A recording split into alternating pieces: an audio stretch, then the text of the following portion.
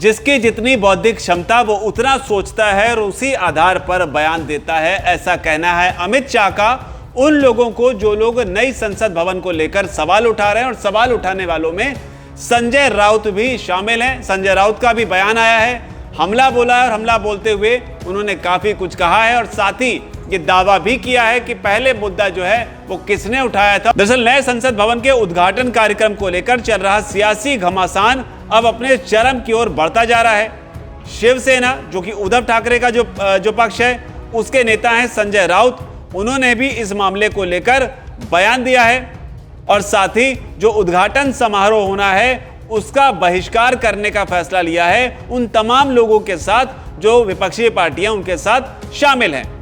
28 मई को इस कार्यक्रम का बहिष्कार करने का फैसला किया गया है।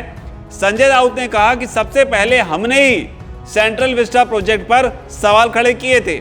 हमने कहा था कि जब देश की आर्थिक स्थिति खराब है तो देश को ऐसे प्रोजेक्ट की जरूरत नहीं है। तो यहां पर क्रेडिट लेने की कोशिश जो है संजय राउत ने की है कि मुद्दा पहले हम ही ने उठाया था। कि सबसे पहला ये सवाल हमने भी उठाया था सेंट्रल विस्टा प्रोजेक्ट के बारे में। उन्होंने आगे कहा कि इस प्रोजेक्ट को सिर्फ प्रधानमंत्री नरेंद्र मोदी की इच्छा के लिए बनाया गया है। उन्होंने कहा कि आज का संसद भवन अभी भी 100 साल तक चल सकता है।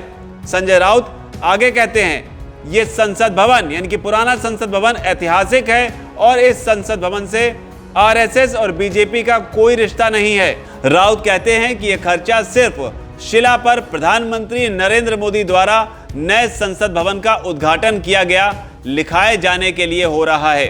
उन्होंने बीजेपी पर भी निशाना साधते हुए कहा कि संविधान के अभिरक्षक राष्ट्रपति को आमंत्रित नहीं किया जा रहा है। हालांकि इसके बीच में राउत ने संसद को बहिष्कार करने, नई संसद भवन का जो उद्घाटन समारोह हो रहा है उसका बहिष्कार करने के पीछे की जो वजह बताई वो भी जानिए। उन्होंने कहा कि उद्घाटन के लिए राष्ट्रपति को आमंत्रित नहीं किया गया है, इसीलिए देश के विपक्षी दलों ने उद्घाटन समारोह का बहिष्कार करने का फैसला लिया है। उन्होंने कहा कि द्रौपदी मुर्मू को आदिवासी महिला के नाम पर राष्ट्रपति बनाया, लेकिन उनको राष्ट्रपति भवन से बाहर तक नहीं आने दिया जाता है। कि देश की आर्थिक स्थिति खराब है, फिर भी लाखों करोड़ों रुपया, सैकड़ों करोड़ रुपया खर्चा करके जिस तरह से प्रोजेक्ट को सिर्फ प्रधानमंत्री की इच्छा के लिए बनाया, क्या उसकी जरूरत थी? आज जो देश की संसद की इमारत है, पार्लियामेंट हाउस है, वो और 100 साल चल सकती है। इस देश में जो इमारत है उससे भी पुरानी इमारतें इटाली में, ब्रिटेन में, फ्रांस में है, वो अब तक चल रही है। तो हमको इतनी क्या जरूरत पड़ी? ये इसलिए पड़ी कि ये संसद भवन ऐतिहासिक है। इस संसद भवन को न आरएसएस न बीजेपी का कोई रिश्ता है तो बनाने में, या वहां का जो ऐतिहासिक और क्रांतिकारी काम हुआ है उसमें बीजेपी का और आरएसएस का कोई काम नहीं।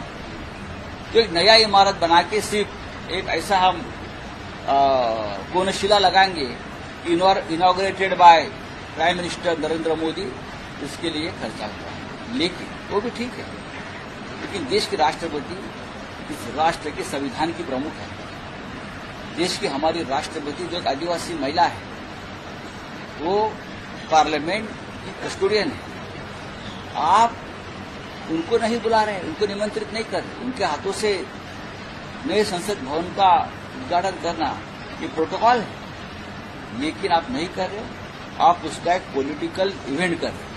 फिलहाल जो बड़ी बात उन्होंने कही है वो यही है कि नए संसद भवन का निर्माण सिर्फ इसलिए कराया जा रहा है क्योंकि शिला पर यह लिखवाना चाहते हैं प्रधानमंत्री कि संसद भवन का जो उद्घाटन है वो प्रधानमंत्री नरेंद्र मोदी के द्वारा किया गया है। तो अपने नाम को लिखवाना चाहते हैं शिला पर, इसलिए इस संसद भवन का, नए संसद भवन को बनवाया, इतना खर्चा किया। जबकि अमित शाह ने साफ तौर पर कह दिया है कि जिसकी जितनी बुद्धि वो उतना ही सोचता है।